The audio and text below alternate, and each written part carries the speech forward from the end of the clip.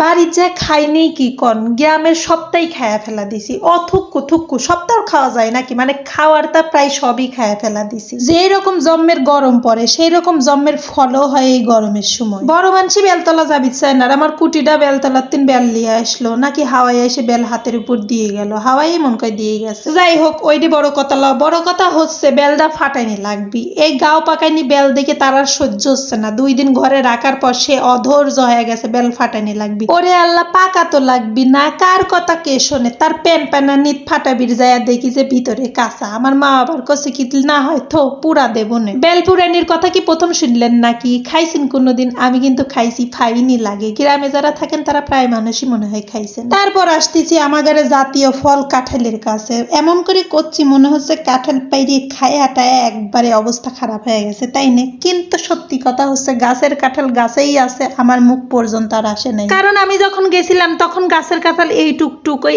এসর যাহাকে বলে বুঝছেন, এইটা মানুষ কাঁচা তারাইদি রেদি খায়, তো আমি কাঁচা রাইদি খাওয়ার মধ্যে যাইনি। এই সময় বাড়িতে গেলি কাকর খাতে খাতে একেবারে জীবন শেষ। 2 মিনিট পর পর ভ্যানে করে কাকর নিয়ে যায় আর চিল্লা পাল্লা করে কাকর খাবেন কাকর খাবেন।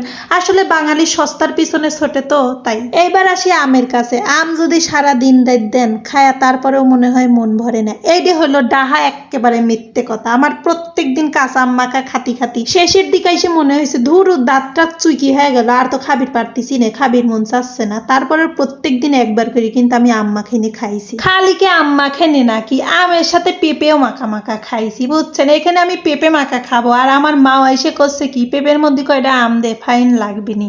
মানে একসাথে 10 জন মানুষ খাবির বসলি 10 জন মানুষের মতামত লিয়ে চলা লাগে, তার পেঁপের মধ্যে আবার আম ঢুকাই দিলাম, মানে জগা খিচুড়ি বুঝছেন। আমি যে এত মজা করে আপনাদের সাথে কথা করছি এইগুলো দেখতেছি আর আমি সেই সময়টা সেই রকমের মিস করতেছি। আর এই যে স্মরণীয় সেই ভুইট্টে লিয়ে এসে সিলে টিলে কি ফাইন দেখা যাচ্ছে। তারপর ভুইট্টে আমি কি করে খাবো বেটার আবদারে, তারপরে আবার ভুইট্টে ফাইন করে মশলাপাতি মাখায়া পুরাইছিলাম। গ্রামে কাটাইনি দিনগুলি আমার কাছে খুবই প্রিয়, তাই জন্য এই কুটি কুটি ভিডিও আপনাদের সাথে শেয়ার করতে ভুলি না।